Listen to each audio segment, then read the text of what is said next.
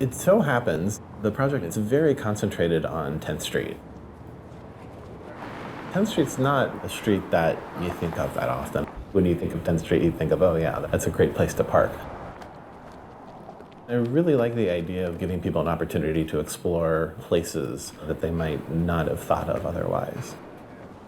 The Leav app gives you that site-based experience to go on a little tour in a really kind of quiet and intimate way. I was really excited about the opportunity to do that.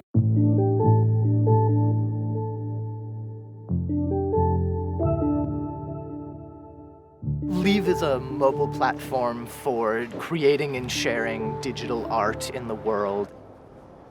So we're starting to work with artists who are looking to create work that's dependent on the space you're in, the time of day, how fast you're moving, the temperature. All of those factors go into creating work with Leav. What's really unique about Leav is the fact that we can make a digital footprint anywhere in the world. Everyone has a phone on them at all times. The idea is it's to use your phone as a tool to kind of notice the world around you a little bit more. Leav uses the GPS in your phone to locate you in the city as well as the other pieces of art. And once you're in the radius of a given piece, all you do is tap the screen and then you have the ability to experience it.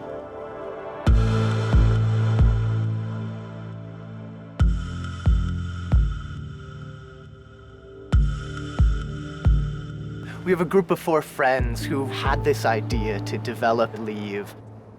In 2013, we were fortunate enough to receive a grant to commission our first 4 artists to develop work specifically for Leav. Kate Casanova created a wonderful piece based on the migration patterns of chimney swifts. Stuart Pimsler worked with his dance company to create site-specific works. Chris Koza had a moving sound collage located around the Uptown neighborhood. Holly Hansen, her pieces all occur during the ringing of church bells hourly at different churches and cathedrals.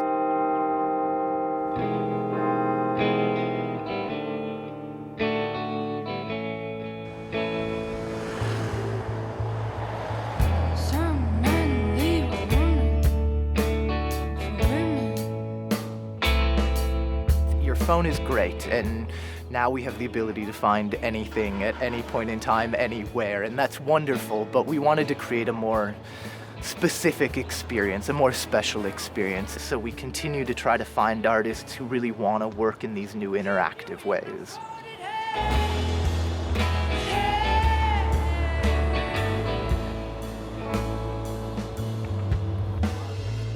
Hey, Bobby, how are you? My name is Andy Sturdivant. I'm an artist and writer, and I've been working closely with Bobby to shape not just the content of the app, but also, more importantly, the experience.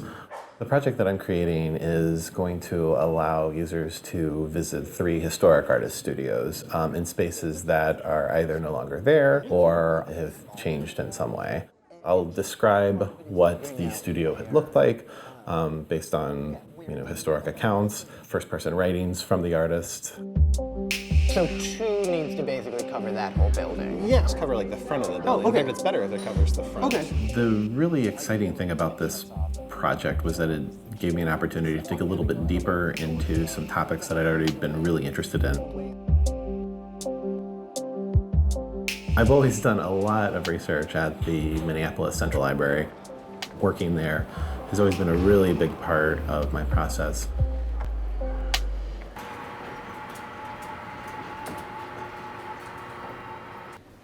I'd come across Robert Kilbride's work years ago. He and another couple of artists ran a space called the K&B Gallery, and they put out a magazine called Pot Boiler. I thought it was so funny, so well done. I mean, the sense of humor was kind of dry, kind of deadpan, like really smart. I've written a lot about artist studios and artist spaces over the years. I knew that was what I wanted to work with. I thought that'd be a good approach for the app. The idea is to give people this immersive experience being in this place that they might not associate with the production of art in Minneapolis, because it turns out that when artist studios are torn down, they're usually replaced with like parking garages.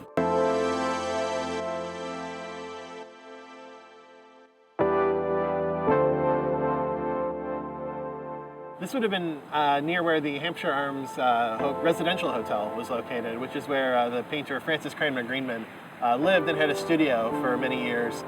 It would have been right here where the Ameriprise Financial Building is. And our studio is on the 5th floor. We're about 5 stories up now, so this would have been about the height.